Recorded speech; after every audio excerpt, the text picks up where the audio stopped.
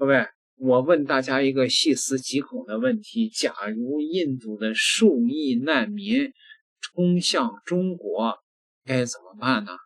這可不是危言聳聽啊！我上一集給大夥說了，印度呢正面臨着前所未有的大旱，還有炎熱，是吧？那關於這個炎熱呢，有中國的網友就調侃說，因為喜馬拉雅山呢，它就是一個空調外机，是吧？就把那個排熱的那一面冲向了印度，而中國这一面呢是制冷的一面啊。當然這是個玩笑，不過喜馬拉雅山客觀上是起到了阻止冷空氣進入印度和阻止热空气进入中國的這麼一個天然的屏障作用。那印度現在14億人吶，在炎熱的苦海裡邊苦苦的煎熬，就是因為喜馬拉雅山的阻礙對流的作用，印度上空籠罩着一個天然的熱穹頂，這是天災。但是呢，印度這些14億人根本就沒有足夠的電力系統基礎設施來保障他們能躲過天災，貧窮就成了人禍。當天災和人禍加到一塊兒，幾億的印度難民如果湧向中國，中國政府不得不防，早做打算吶。一個被稱為熱穹頂的東西正懸在印度和巴基斯坦16億人的頭頂，如一口看不見的鍋蓋，死死扣住整個南亞次大陸的天空。鍋裡局部極端地區接近51攝氏度，刷新歷史記錄，地表甚至超過60度，蚊子都快被熱死，猴子熱得直跳井，烏鴉都不想飛。這不是科幻片，這是2026年5月正在上演的真實劇情。一場全球性氣候危機的預警才剛剛開始，主演是16億印巴人，而下一集的主角可能就是你我。先別急着划走，我用一句話讓你徹底搞懂熱穹頂是個啥。你家裡都有高壓鍋，對吧？把食材放進去，蓋上鍋蓋，熱氣出不去，溫度蹭蹭往上漲。熱穹頂就是地球版的高壓鍋，只不過這口鍋的鍋蓋是一團巨大的高壓氣流，它像一個看不見的玻璃罩子，死死壓在16億人頭頂，把熱空氣全部鎖死在地面附近。更可怕的是，這個罩子還会自我加熱。印度智庫專家 Anjal Prakash 解釋過，罩子裡的空氣下沉時會被壓縮升溫，同時把雲全部趕跑，讓太陽光毫無遮擋的暴曬地表。簡單說就是天上有口鍋，地上有把火，16億人就是鍋裡的食材，而且這口鍋已經燜了整整1個多月了。那麼問題來了，人在50度的環境下到底能撐多久？你可能覺得50度而已嘛，迪拜不也這麼熱？錯了，迪拜是乾熱，沙特是乾熱，而印巴次大陸是濕熱。這就好比迪拜是桑拿房，印度是蒸籠，蒸籠裡的人連汗都蒸發不掉。這時候科學家有個專門的指標叫濕球溫度，翻譯成人話就是熱加濕的綜合殺傷值。而科學界有個死亡紅線，當濕球溫度突破35度，健康成年人6小時內必死。別看這個數字不大，35度的濕球溫度相當於實際氣溫40多度加上80%-90%的濕度。但宾夕法尼亞州立大学2022年的實驗更嚇人，不用到35度、31度多的濕球，人就已經危險了。不要以為這個濕球溫度很難達到，在巴基斯坦的雅各布阿巴德這座只有20萬人口的小城，自2010年以來已經至少2次突破這條死亡線。當地人有句口頭禪，聽完你會沉默。如果哪天我們下地獄，記得帶條毯子，因為地獄可能比這兒涼快。這話聽着像笑話，但下面這組數據你看完會發抖。2026年4月27日，印度北方邦班達市氣溫達到 46.2 度，是當天全球最熱的地方。同一天，全球50個最熱的城市全部在印度，全球100個最熱城市95個在印度。衛星拍到印度西北部，地表溫度超過60度。60度什麼概念？雞蛋打在馬路上3分鐘煎熟。而最讓人心碎的是一個叫索纳里的孕婦，她是巴基斯坦雅各布阿巴德的農民，挺着大肚子在50度的瓜田裡摘瓜。她17岁的鄰居瓦德里剛生完孩子，2周又回到田裡，嬰兒就放在田邊一塊毯子上，哭了，他過去餵奶，他們不是不知道危險，但當被記者問起為什麼不休息時，索納里只說了一句話：不幹活，孩子吃什麼？他們頭頂是滾燙的天空，肚子裡是沒出生的孩子，身邊是嗷嗷待哺的嬰兒，腳下是50度的土地。醫學研究顯示，氣溫每升1度，死胎和早產率增加約 5%， 而他們頭頂上方是那口看不見的熱穹頂。那麼問題来了，這麼大的災難，為什麼我們聽不到他们的哭声？因為印度政府正在偷偷把死亡人數往下壓。你聽過這件事嗎？2024年5月，印度新德里气象站測出 52.9 度的恐怖高溫，刷新歷史記錄。結果第二天，印度地球科學部長親自出來闢謠說，不好意思，傳感器壞了，多測了3度。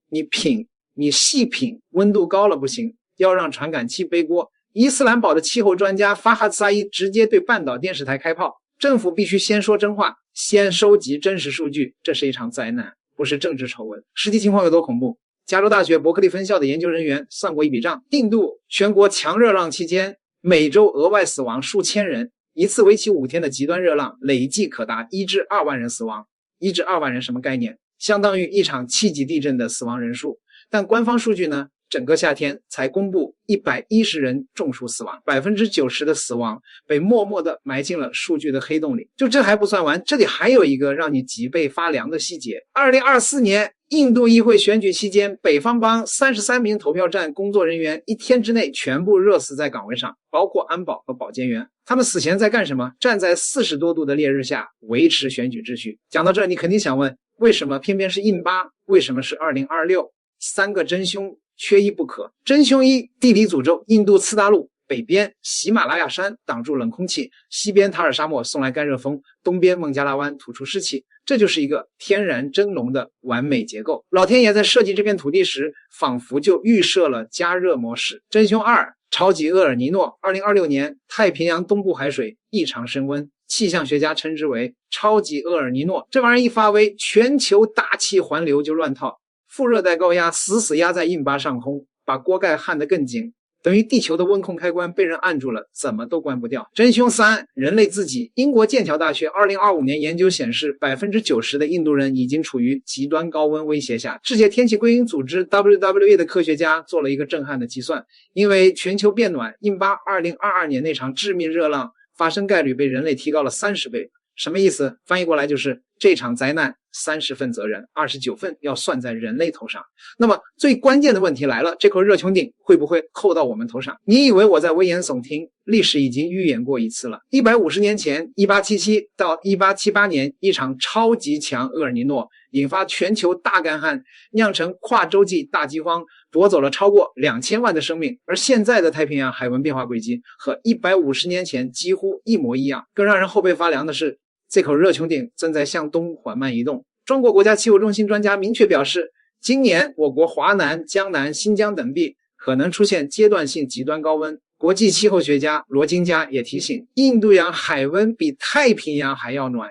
這種變化正在改變中國的季風系統。這就好比鄰居家房子着火，你以為隔着一堵牆就安全，錯了，火苗已經順着窗戶飄進了你家。記得2022年長江流域那場極端高溫嗎？核心城市連續2個多月40度霸屏不退，那次就是熱穹頂的一次提前預警。氣象學家警告，接下來會越來越頻繁，越來越劇烈，越來越長。而我們的城市準備好了嗎？最後我想問你3個問題。第一，如果熱穹頂哪天扣到你家城市頭頂，連續半個月40多度高溫，你家有空調嗎？空調夠用嗎？停電怎麼辦？第二，印度的小麥因為熱浪減產，全球糧價已經在漲，這種連鎖反應會不會慢慢傳導到我們身邊的米面價格？第三，你以為印度人能扛是因為窮外加身體好？錯了，真正能扛的是地球。地球扛不住時，沒有任何國家能獨善其身。評論區告訴我，你家所在的城市今年夏天最高溫多少度？人類用了200年建起了高樓廣廈，自以為築起了文明的庇護所，可一口看不見的鍋蓋扣下來，鋼筋水泥擋不住天空的怒火。戰爭會停火，博弈會落幕，霸權會更迭，唯有氣候從不妥協，不做商量，不留情面。16億人此刻頭頂的那口鍋，不是印度的鍋，不是巴基斯坦的鍋，是地球的鍋，是人類共同的鍋。下一集的主角可能是你，可能是我，可能是我們的孩子，而留給地球的時間真的不多了。烫着，上帝在喜馬拉雅山上搭了空調，卻把外機放在印度。你知道現在的印度熱成啥樣了嗎？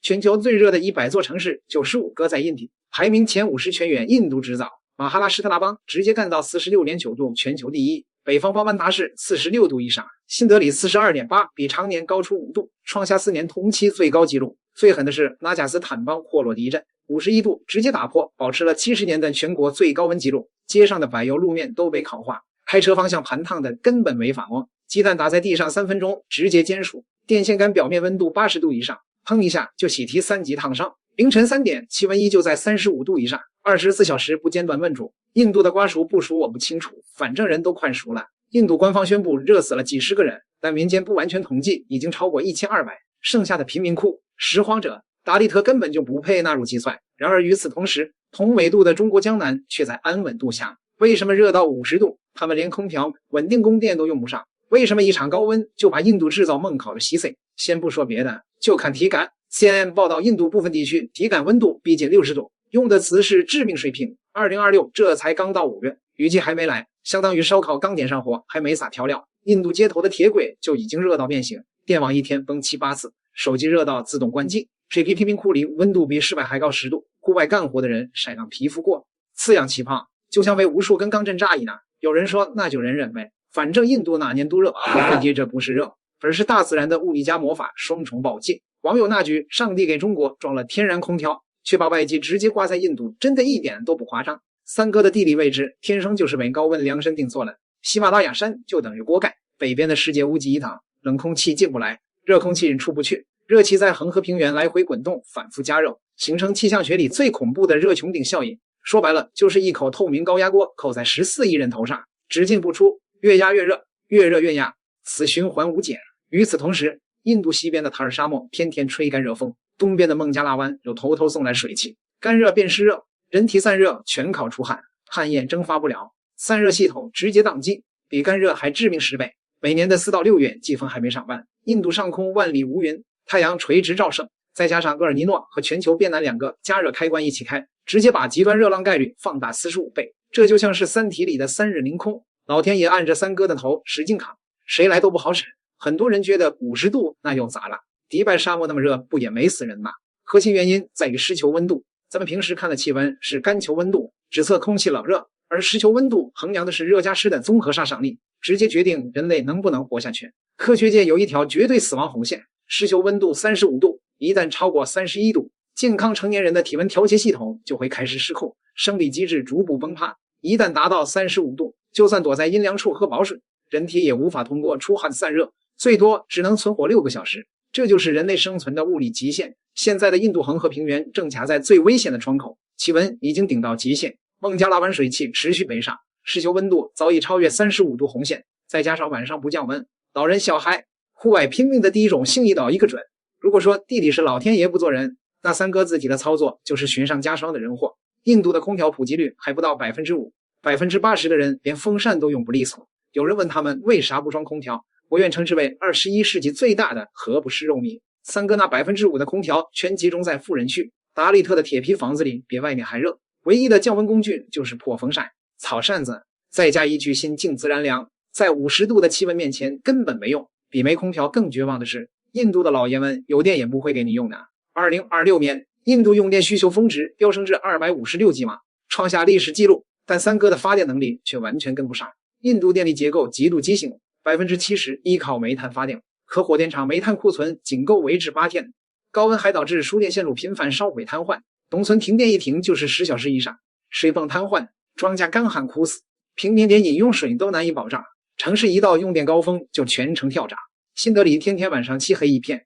更絕的是，部分政客為了競選打出用電自由的口號，甚至鼓勵民眾偷電。印度每年偷電量相當於巴鐵一年的總發電量，可偷電解決不了供應缺口，拖垮了電廠，受苦的還是底層民众。近些年來，印度城市快速的擴張導致大量綠地被水泥建築取代，熱島效應極其嚴重，混凝土建築白天吸熱，晚上放熱，就算到了凌晨，熱量也散不出去，和熱穹頂效應疊加，形成了24小時的不間斷燜煮。新德里、孟买這類人口超2000萬的特大城市，白天溫度48度，晚上依舊35度加，人們白天幹活累成狗，晚上睡覺熱成狗。印度階級最撕裂的地方也正在於此。有錢人住的高檔社區有穩定供電，有全天空調，更有錢的乾脆直接飛往喜馬拉雅的避暑小鎮，底層人种不幹活就沒飯吃，必須頂着50度高溫在戶外勞作。還有大量達利特住在垃圾山上，山上的易燃物氣溫超過40度就會自燃，這些人死了都沒人統計，只能說高溫面前人人平等，